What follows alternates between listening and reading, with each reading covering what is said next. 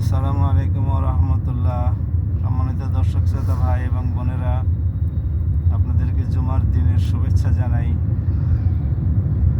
আপনারা ইতিমধ্যে শুনেছেন যে আমেরিকা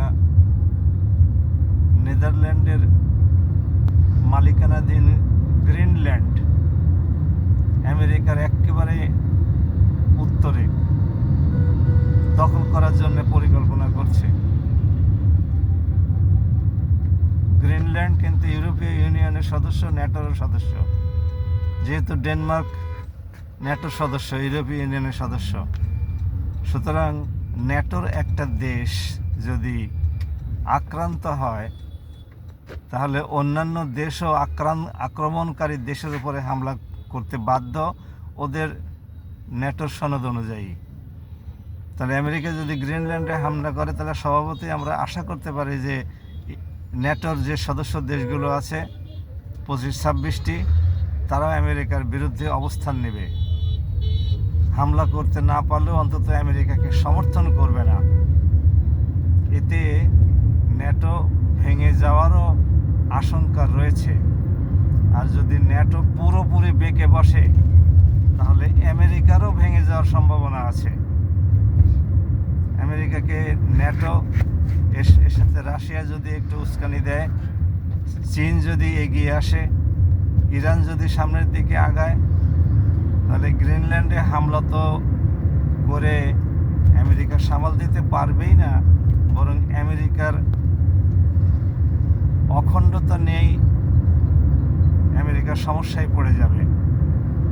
কাজে আমরা গ্রিনল্যান্ডে কোনো হামলা হোক এটাও চাই না, বরং নেদারল্যান্ডের সাথে তারা চুক্তি করে গ্রিনল্যান্ডে কী কী যা প্রাকৃতিক সম্পদ আছে সেগুলো তারা অনুসন্ধানে সহায়তা করুক। তাহলে নেদারল্যান্ডসও উপকৃত হবে, আবার উত্তোলনকারী দেশগুলো উপকৃত হবে। দখল করার কি দরকার? সে দখল করার দিন কি এখন আর আছে? যদি গ্রিনল্যান্ড সত্যি আক্রান্ত হয় তাহলে ইউরোপিয়ান কাফিররা বুঝতে পারবে যে কাফিরদের সাথে সম্পর্ক থাকে না। কাফিররা কখনো সত্যি কথা বলে না। তারা পশুর মতো গোগ্রাসে হালাল হারাম নির্বিশেষে সব কিছু খায় এবং তারা প্রতিজ্ঞা ভঙ্গে একেবারেই সিদ্ধহস্ত। রাসূলুল্লাহ সাল্লাল্লাহু আলাইহি সাল্লামের আমলে হুদায়বিয়ার সন্ধি কাফিররাই ভঙ্গ করেছিল। রাসূলুল্লাহ সাল্লাল্লাহু আলাইহি সাল্লাম কাফিরদের সাথে শান্তির স্বার্থে যুদ্ধ বন্ধের চুক্তি করেছিলেন, হুদায়বিয়ার সন্ধি নামে যেটা পরিচিত। কিন্তু সেই কাফির মুশরিকরাই সেই যুদ্ধবিরতি চুক্তি থেকে, সন্ধি থেকে বের হয়ে আসে। সুতরাং ওরা যে যুদ্ধের কোনো চুক্তি মানবে না, শান্তির কোনো চুক্তি মানবে না, এটা তো পুরনো ইতিহাস। এটা ওদের মজ্জাগত, এটা ওদের রক্তের সাথে মিশে আছে। সুতরাং ইউরোপিয়ান ইউনিয়ন বুঝবে, ন্যাটো বুঝবে যে তাদের মধ্যে অনৈক্য কত বেশি। শুধুমাত্র মুসলিম কান্ট্রিগুলোতে হামলা করার সময় কাফিররা ঐক্যবদ্ধ থাকে। আল্লাহ পাক কালামে পাকের মধ্যে এই জন্যই বলেছেন, সমস্ত মুসলিম উম্মার বিরুদ্ধে সমস্ত কুফরি শক্তি ঐক্যবদ্ধ।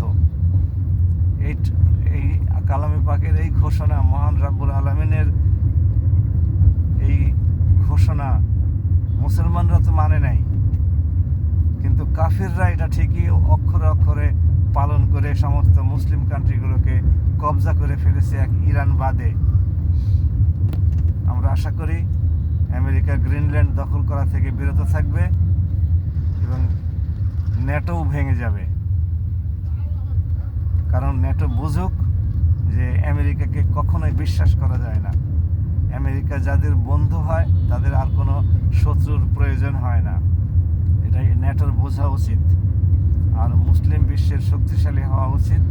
আমরা এই প্রত্যাশা করে এখনকার ভিডিওটা এখানে শেষ করলাম। আসসালামু আলাইকুম।